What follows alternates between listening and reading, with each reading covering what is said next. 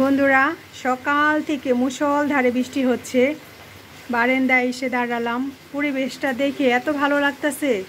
চারিদিকে একদম হিমের শীতল হাওয়া বয়ে যাচ্ছে। নূর আর জান্নাতে ঠান্ডা পেয়ে এমন ঘুম দিচ্ছে, সেই যে কখন ঘুম আসছে দুই ভাই বোনে। আর আজকে ঘুম আসার আগে খাওয়া দাওয়া করে ঘুম আসে নেয়, দুপুরবেলা না খেয়ে দুই ভাই বোন ঘুম এসে পড়েছে। আর দেখেন আমাদের বাড়ি চারিদিকে সবুজ আর সবুজ, আর আল্লাহর রহমতে ফলের অভাব নেই। বিভিন্ন রকম ফলে আমাদের বাড়িটা ভরে গেছে। পেয়ারা, এই যে দেখেন পেয়ারা গাছে অনেক পেয়ারা আসছে। ওই যে আম গাছে থোকায় থোকায় আম ঝুলে আছে। এই পাশে এই যে বেদেনা গাছ দেখেন, মাশাআল্লাহ, দেখেই মনে শান্তি লাগে। অনেক বেদেনা হয়ে আছে। তারপরে ওই পাশে আছে আমাদের জাম্বুরা গাছ, ওই যে দেখেন উকি মারতেছে জাম্বুরাটা, ওই যে। তারপরে ওই যে ওই সাইডে আছে আমাদের লেবু গাছ, ওই যে দেখেন লেবুগুলা দেখা যাচ্ছে একদম সবুজ। সকালবেলা ঘুম থেকে উঠে যখন আমি বারান্দায় আসি জানেন এত ভালো লাগে। আর এই যে আমার কিছু ফুল গাছ, ঘাস ফুল গাছ, মানে দু চোখ ভরে শুধু সবুজ আর সবুজ মনে হয়। আর সবজি গাছ বলেন, ফল গাছ বলেন, আমি ছোটোবেলা থেকে অনেক অনেক ভালোবাসি। আমি ছোটোবেলা থেকেই গাছপালা লাগাতাম আমাদের বাড়িতে থাকতে। আর আমি শ্বশুরবাড়িতে এসেও দেখি আমার শ্বশুরবাড়িতেও মাশাআল্লাহ অনেক ফলের গাছ আছে।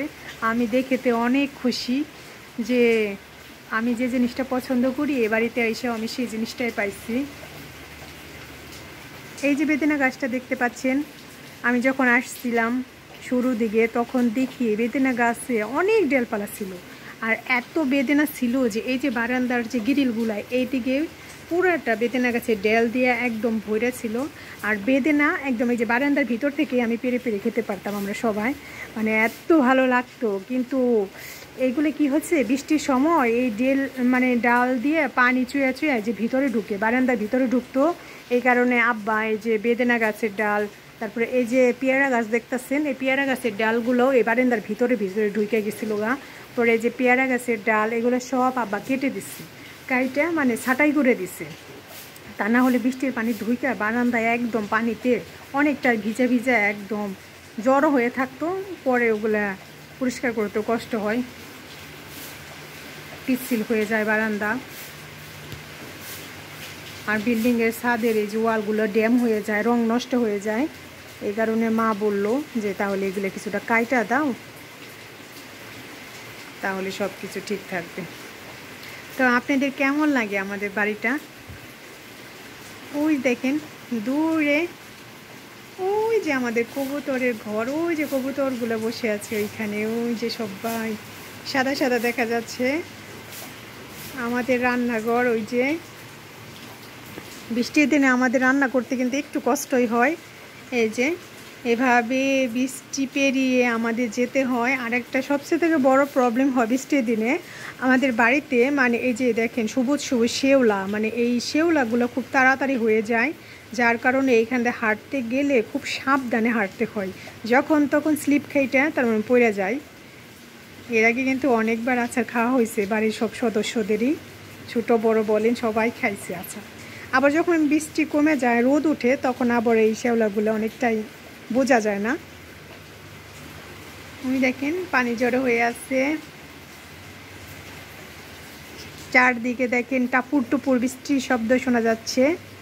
তো আপনাদের সাথে আজকে আমাদের বাড়ির পরিবেশটা একটু শেয়ার করলাম। আমার তো সেই ভালো লাগতেছে দেখতে, অনেক ভালো লাগতেছে।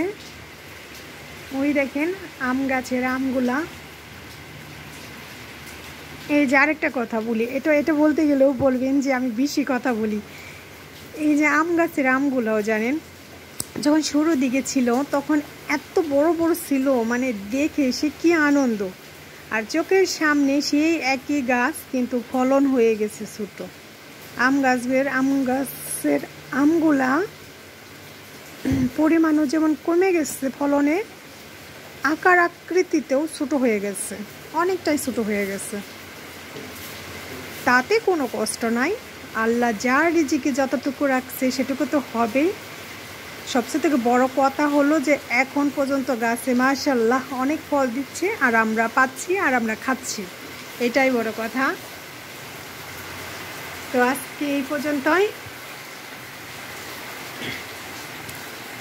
বৃষ্টি মনে হচ্ছে না যে থামবে, বৃষ্টি হতেই থাকবে, কারণ যেভাবে বৃষ্টি হচ্ছে, এই সকাল থেকে বৃষ্টি হচ্ছেই, একটু থামতেছে না।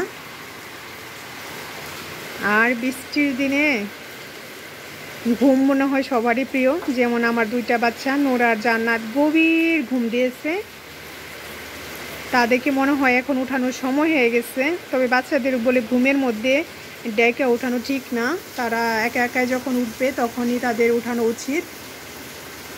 আর এখন ডাকলেও নূর জান্নাত উঠবে না, দুই ভাই বোন জড়িয়ে ধরে শুয়ে আছে। তবে দুজনের মধ্যে যদি একজন উঠে যায় তাহলে মনে করবেন আরেকজন একাই উঠে যাবে, কারণ জান্নাত যদি ঘুম থেকে উঠে তাহলে ভাইয়ারে ডাকতে ডাকতে ডাকতে ডাকতে একাই তুইলা ফেলবো, আর নূর যদি উঠে তাহলে তো একদম জান্নাতরে চুলের মধ্যে ধরে টান পারবো, খুঁচাইবো, তারপরে বোনেরে উঠে দিব। এই হয়েছে আমার আরেকটা প্রবলেম, একজনে উঠলে আরেকজনে একাই উঠে যায়।